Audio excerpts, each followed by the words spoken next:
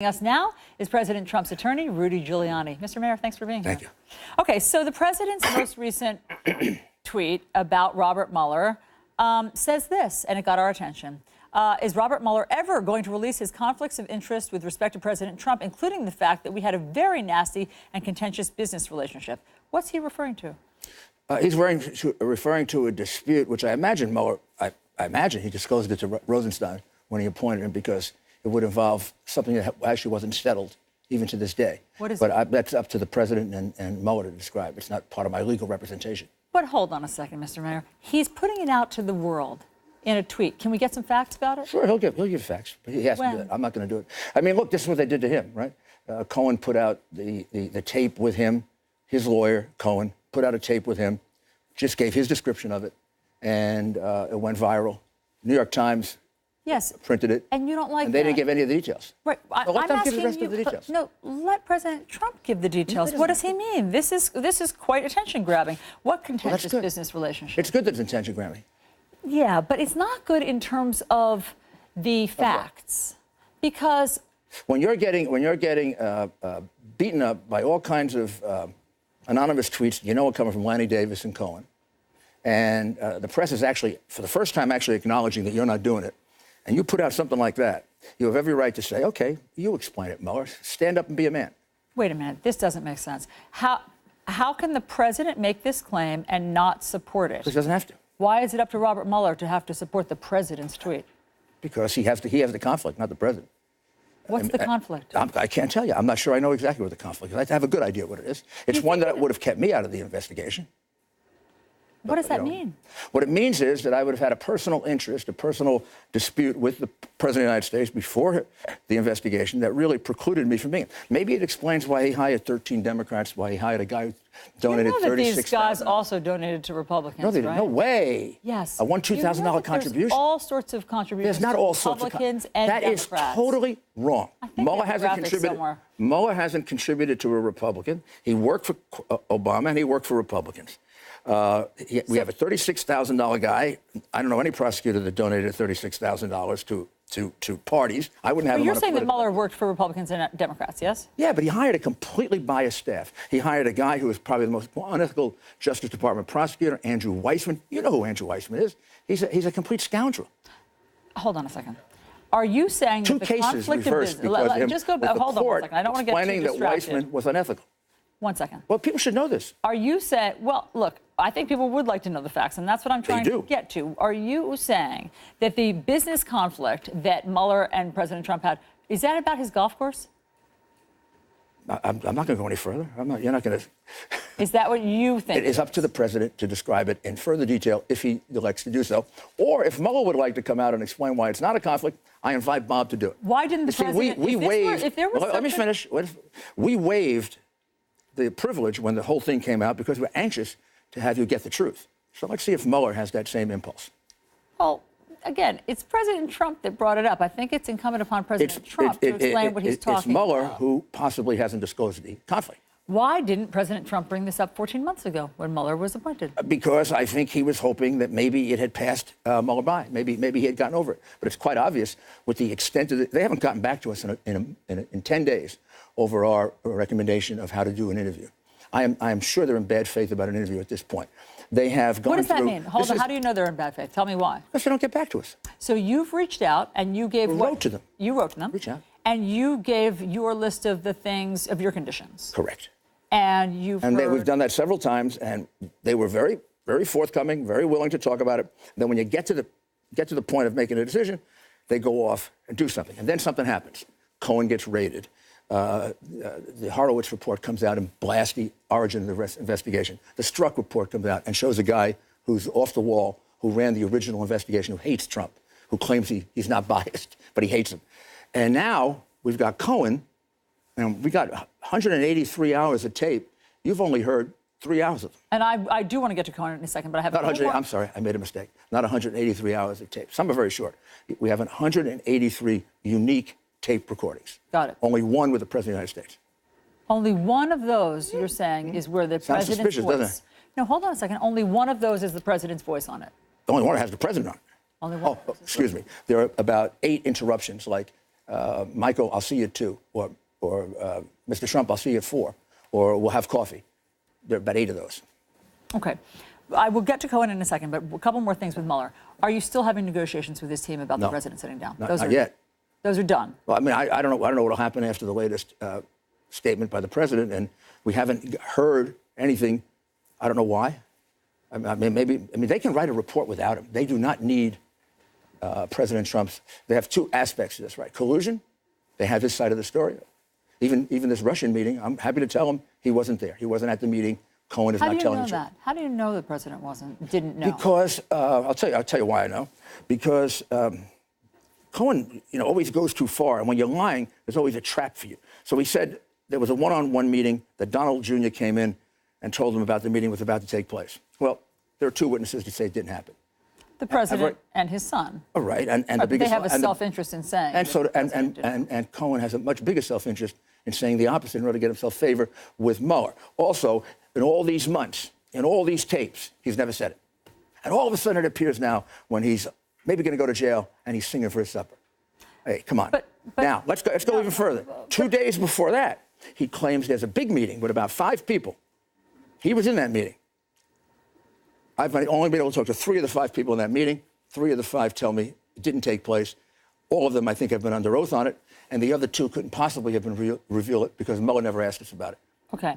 Again, I do want to get to Cohen in a second, and I know you're very excited we are being aimed at by a luckily not a very artful liar, but a liar. Okay, we're going to get to that. One more thing about Mueller. When's the last time you talked to the Mueller team? Me or my co-counsel? The team. Oh, we talked to them probably 10 days ago. Oh, no, I'm sorry. Jane made a few calls over last week to see if we can get an answer.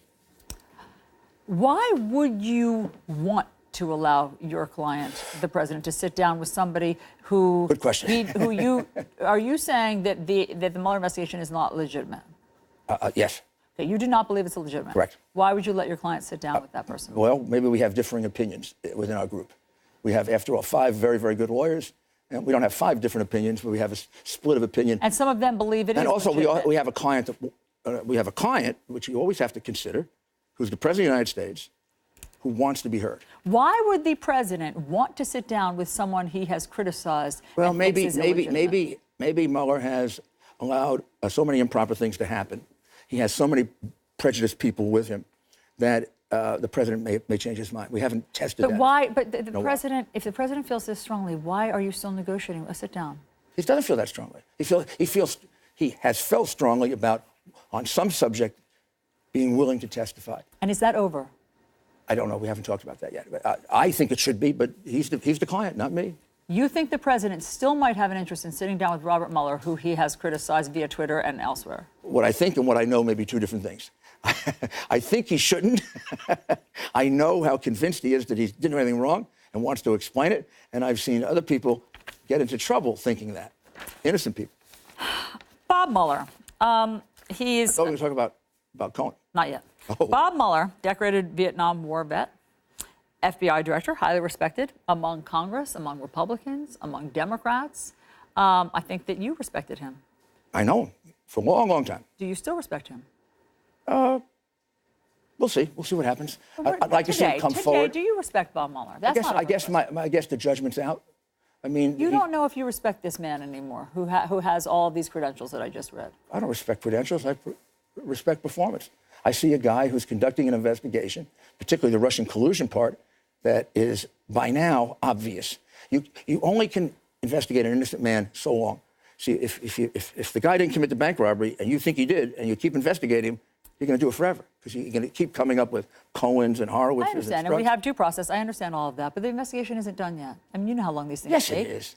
Of course it's done. If they're looking at his tweets, the investigation is done. If they are, we're going to do obstruction by tweet on a president of the United States as an article of impeachment. Go read the law review articles about that. It's laughable. It's scary. Paul Manafort's trial is starting tomorrow. Right.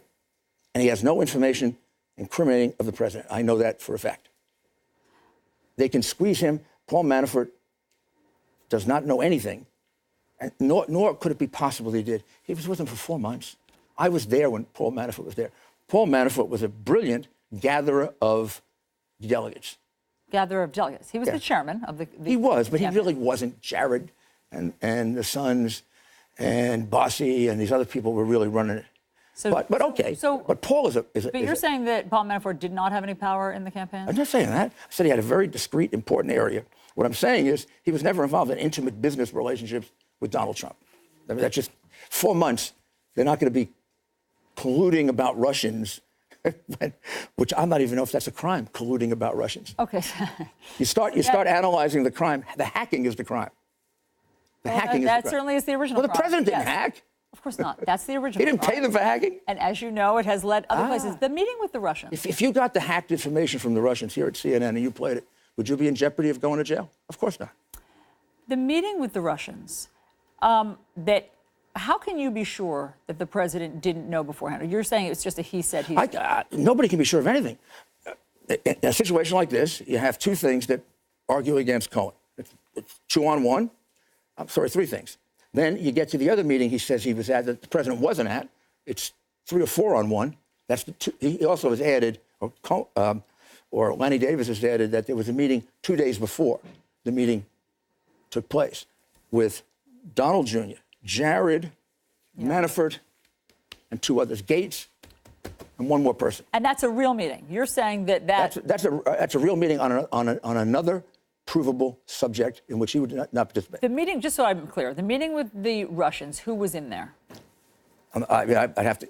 Jared. Yep. It was with Donald Jr., yep. Jared, and 2 to 3 other people. I'm not sure of exactly who. But the one who came in and allegedly told the president about it was Donald, which Donald denies, the president denies, and there's no corroboration of. And Cohen has never said this at any time up until now. When Don Jr. made, as you know, that day before the meeting, and I think after, calls to a blocked number, was that the president? I don't know. I haven't said. And this meeting that Cohen's talking about took place before the meeting with the Russians. But the other thing that's contradicted is Cohen also now says, because he says too much, that 2 days before he was participating in a meeting with roughly the same group of people, but not the president, definitely not the president, in which they were talking about the strategy of the meeting with the Russians. The people in that meeting deny it. The people we've been able to interview. The people we have not been able to interview have never said that about that meeting. Okay. Here's my larger issue. What's in it for Michael Cohen to say that the president knew about that meeting? Why is he lying about that? You've got to be kidding me. No, how does that help? You have to be kidding me. How does that help? He's the big fish. You don't give up. What is Cohen going to do? Give up a couple of taxi cab drivers? That's going to get him out of jail? I mean, this is the big fish. The reason I got Manafort in solitary confinement is so that he'll give up Donald Trump, not because he'll give up some Russian or Ukrainian he did business with. This is what Judge Ellis said about Mueller, your hero there, Mueller's investigation. Mueller is investigating Manafort, taking a case they had passed on, resurrecting it, and trying to make it the crime of the century in order to squeeze him to testify. You know how easy it would be for Manafort to get out of it if he was a liar? Just say, oh, I brought 2 Russians in to see him, and there's no corroboration. What Cohen has done to himself, and what Lanny Davis, to his discredit, has done to him, is ruin his credibility before he shows up at the prosecutor's door. Do you think anybody in the Southern District of New York is going to put Cohen on the witness stand ever? Well, look, I mean, here we go. You had said not 2 months ago that Michael Cohen was an honest and honorable man. Now you're saying he's a pathological liar for life. Which one is it? Well, that's about as unfair a thing as you can say. How did I know that he was a lawyer taping his client? You tell me a lawyer is taping his client, I got to say, sorry, I made a mistake. The guy is unethical. He's a scumbag. He's a horrible person. I've never heard of a lawyer taping his client without the client's consent. I never heard of a person like Cohen doing what he did to Chris Cuomo, coming into his office in this building, taking out his phone, putting it away, and saying, I'm not recording you, and then recording him for 2 hours. That was an off-the-record conversation, so we don't comment on that. Well, you don't have to comment. I have the transcript of it on the tape. I'm saying we don't. And, by the way, he didn't put out the first part of that tape. I had to go find the first part of that tape. He also cut off the last part of the tape with Trump, which our expert says is doctored. Yes. You got a really bad guy you're dealing with. You spelled out a lot of stuff here. I know. It's overwhelming. Mr. Mayor, let me just play for you the things that you have said about Michael Cohen, who you are now going after in no uncertain terms. So let me just get You mean before I knew he was taping his client? Yes. Surreptitiously telling other people? Correct. And lying. Correct. Listen to this. The man is an honest, honorable lawyer. Michael's not going to lie. He's going to tell the truth. The man is a pathological manipulator, liar. Okay, so which one is it? So George Washington would have said that about Benedict Arnold at a certain point in time. So Yes, what the heck are you picking on me for saying he was an honest, honorable man when I didn't know he tape-recorded conversations of his clients? He was shaking people down for money. He was lying about things on a tape. He was manipulating or doctoring tapes. I didn't know any of that when I said that. George Washington didn't know that Benedict Arnold was a traitor. Yes. Now what you are therefore saying was a man of no is character. that he's a lifelong liar. How do you know he's a lifelong liar? Because I see 183 unique tapes, 11 in substance, in which I see him fooling, lying, deceiving everyone that he talked to. Over All the those course of people are what on time? tape. Yeah. What these tapes cover what time frame? Probably 16 to 17. And who else is Maybe on 18, these a little tapes? 18. Who else do you hear In each case, it's a third party, one with the press, then mostly in our tapes, reporters. In a couple of cases, they're people that are business people, but not people that we involve. They're mostly reporters. Mm-hmm. And the fact that... And none of them knew they were being recorded. None. Mm-hmm. The fact that President Trump, for more than 10 years, worked closely with some executives, this fixer, this close confidant, who you now say is a pathological liar and lifelong liar, what does that say about the president's judgment? Said he turned out to have a close friend betray him, like Iago betrayed Otello, and Brutus put the last knife into Caesar. I think they both trusted those people. It happens in life, Allison, that you get double cross. I'm not going to mention them. I've had people that I work with under tremendous stress, remarkable people who've turned out to be terrible, disloyal, and dishonest. It seems like what happened was that Michael Cohen, after he got in trouble, after he was raided by the FBI, and as you know, the Southern District of New York is now looking into some of his business dealings. It seems like he was sending out some clues or sending up some flares and looking for some reinforcement or reassurance from his longtime boss, President Trump. And President Trump didn't do that. It seems like what would really help Michael Cohen is a pardon. Would President Trump now ever pardon Michael Cohen?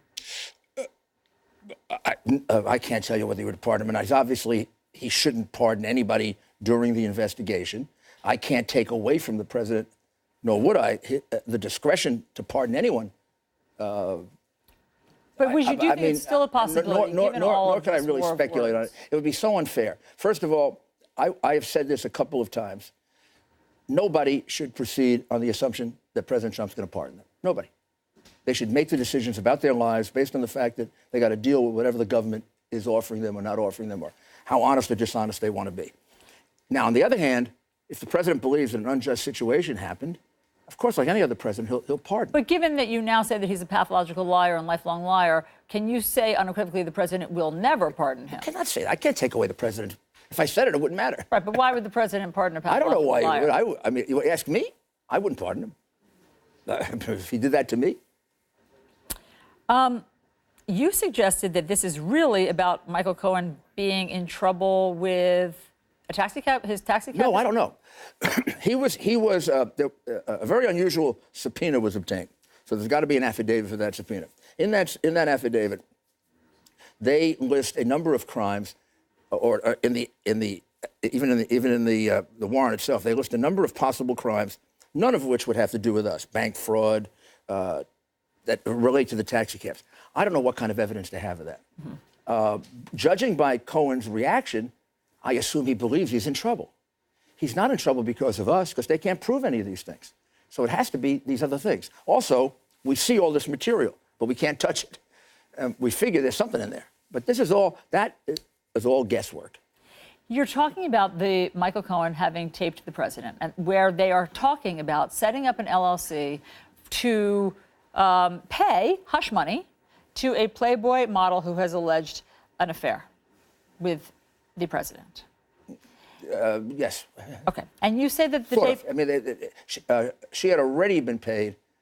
AMI had the rights, and they were setting up a corporation to buy the rights back from AMI. That's correct. Right. All of this, hush money to a Playboy model, allegations of marital affair, setting up an LLC, buying the rights from a tabloid, isn't all of this unbecoming for a president of the United States? I don't know. You don't investigate a president for unbecoming conduct. No, but Otherwise, I mean, all of this I don't want to stuff. bring up other presidents, but I mean, but you're going after Allison, Michael Cohen and denigrating his I'm not character. going after him. But this is all the stuff that we're talking about. The overarching issues are all I'm not this other denigrating dirty stuff. I am not denigrating Michael Cohen's character. I've practiced calling law. him a pathological liar. I've practiced law for a long time. If you tape record your client and you lie to your client about it, you have no character. You forfeited your character. You forfeited your law license, as far as I'm concerned. Well, as far as you're concerned, would you retain a lawyer who secretly recorded you and lied to you about it? Look, there's a lot of things in this scenario that I wouldn't do, but what's the law on the books that a lawyer can't record his client? Where's that law? It's called the attorney-client privilege. It's not a law. It's an ethical rule, and you're subject. But it's not really for disbarment. I mean, you can record your client. Where's the rule? Without permission from your client? You can't record your client without permission from your client. It's outrageous. Go find me an ethics professor that wants to keep their job that's going to tell you that, Allison. That's absurd. Why did you waive the attorney-client privilege for the Cohen tapes? Because I know the whole tape, and I could bring out parts of the tape. For example, if I didn't waive it, I wouldn't be able to tell you that he cuts it off abruptly, which he does. Right after the word check, it ends. Next thing you hear is Don Jr. What's your theory about that? Since we've already heard that there has been a conversation about payment to keep quiet this story about the Playboy model and the affair. So what else is there? What do you think? In other words, I guess my point is we've already heard the juicy stuff. So you say it cuts off abruptly, and you think that's a smoking gun. We've already heard the juicy stuff. I don't know that's a smoking gun. I just know that you don't do that with a tape and expect that it's going to be admitted into evidence. But that's not doctored. That's a tape recorder turning off. I think it's unlikely that he turned it off during the conversation, and so does the expert. Think about it this way. If I were surreptitiously recording your conversation, and Trump didn't know it, Cuomo didn't know it, I'd have to go in like this and put it off at just the right time? Unlikely. More likely is he came back home, he erased the portion that he wanted erased, and then he tried to tape record a conversation. It appears with Don Jr. He might have gotten that too, and then he erased that. Well, you've spoken to Donald Trump. What's the part that was erased? I have no idea. Does Donald Trump remember? No. How does he? I'm going to tell him you had a conversation with. I don't think we have even a date for that. You had a conversation with him. He was taping. You didn't know it. Yeah, I would think this would be a memorable one. Oh, really? In the middle of a story of a Playboy model. Come on, be fair. They weren't talking about the Playboy model. Nobody talked to Donald Jr. about the Playboy model. This is what the whole conversation was about. No, it was not. Paying the $150,000 to buy the rights for her story. You are confusing this to a fairly well. The second conversation is clearly about another subject. It may not even conversation on the tape. Yeah. He ends the conversation with the word check from the president. Check. For the hush money? Let me finish. Then, about 3 seconds later, you hear him say, Don Jr. He might not even be talking to Don Jr. He may be saying, Don Jr. is going to come here. Don Jr. isn't going to come here. Yes, so we don't know that. What does any of that have to do with the hush money for the Playboy tapes. model? He was doctoring tapes. He doctored, at the word check, he cut the tape off. Mm-hmm. That's called doctoring a tape. Or maybe the tape turned off. Maybe the tape recorder turned off. Right, it just turned off. And then it turned back on. No, that's where it ends. It does not end on the word, they at least said goodbye.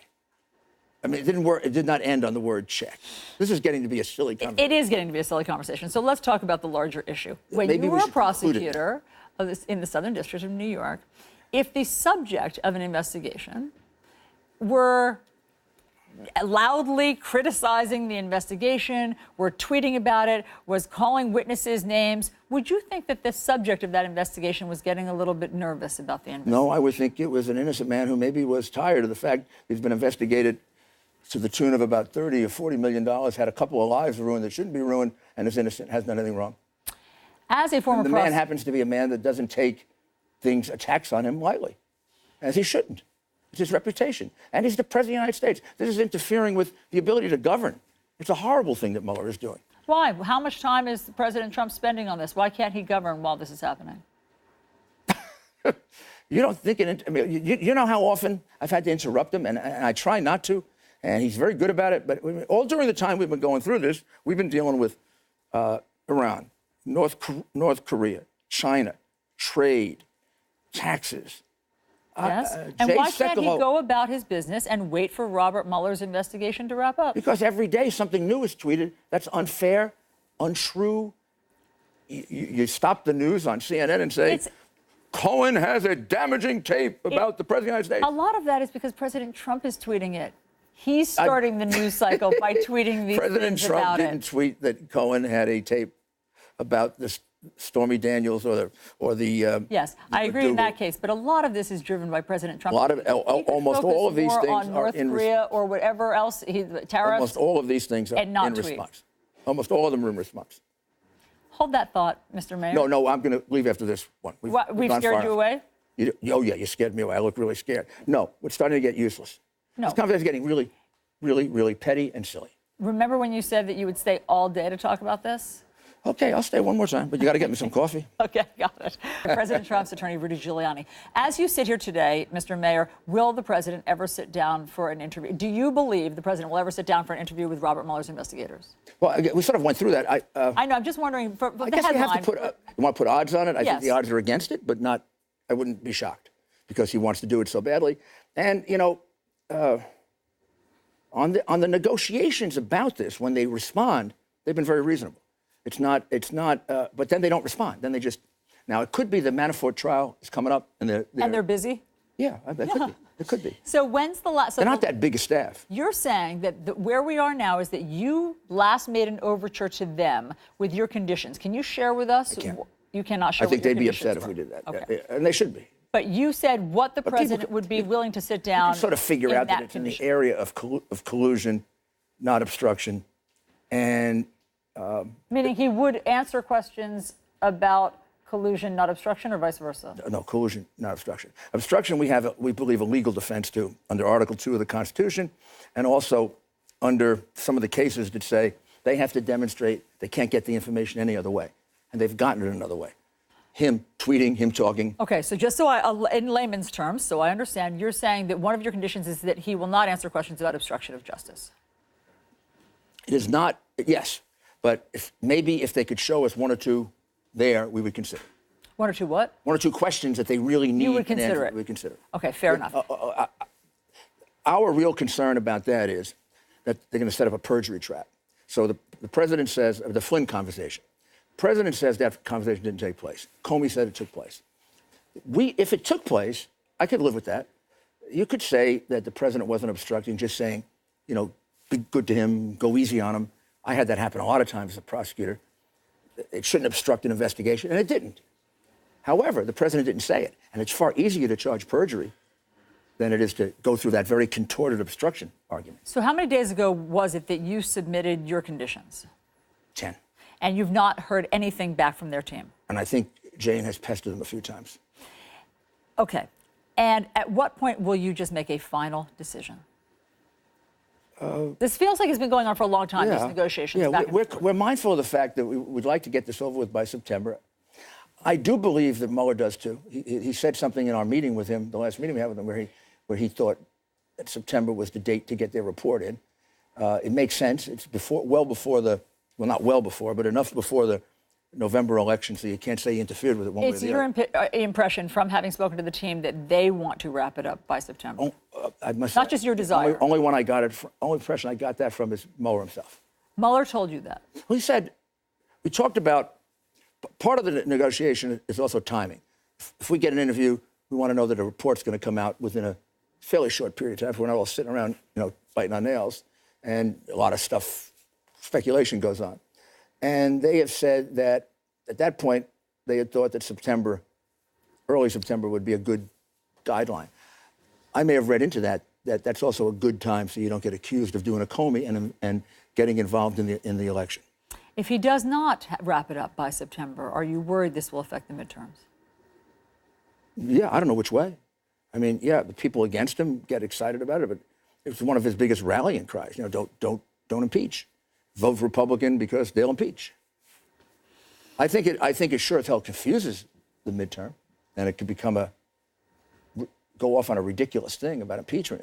We don't want I don't know, maybe you do. You don't want the American, I don't think you want the American people voting on impeachment. I think we want them voting on taxes, Russia, China, North Korea, their lives. As you sit here today, despite all of the stuff that the president has said about how he doesn't think that Mueller can be trusted, basically, and doesn't think it's legitimate, you still believe that if today they came back to you and agreed to your conditions, the president would sit down with Robert Mueller?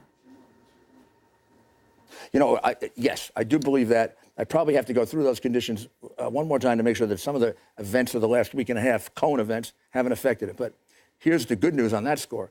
They're not involved right now with Cohen, as far as I know. They have not taken up his offer, which has been made publicly. Why wouldn't they take up his offer? He knows. Well, I had dinner last night with two very superb former prosecutors, and they said they turned down people when they were seeking too much publicity, because they felt inherently it would prejudice their investigation. If they think they have a pretty good case for a report, and they include Cohen in it, and we can rip Cohen's credibility, it can undermine their entire report. Remember, we're not going to go to trial. We're going to go to a report. You're going to end up, I'll be here with my version of the report, and they'll have their version of the report. And the American people, in that sense, are going to decide it. Well, if you think you got a pretty good case, maybe you don't want Cohen's baggage. Now, the Southern District is different. Southern District may want to prosecute other people. And then they got to worry about his baggage. And I think everyone knows the Southern District is not happy about lots of publicity. That's why I try to be very careful not to put out tapes, but just respond to what they say. Rudy Giuliani. Thank you. We'll be back. We appreciate you being here. We appreciate all the time. Thanks so much. I hope you like the coffee. I did. It was worth it.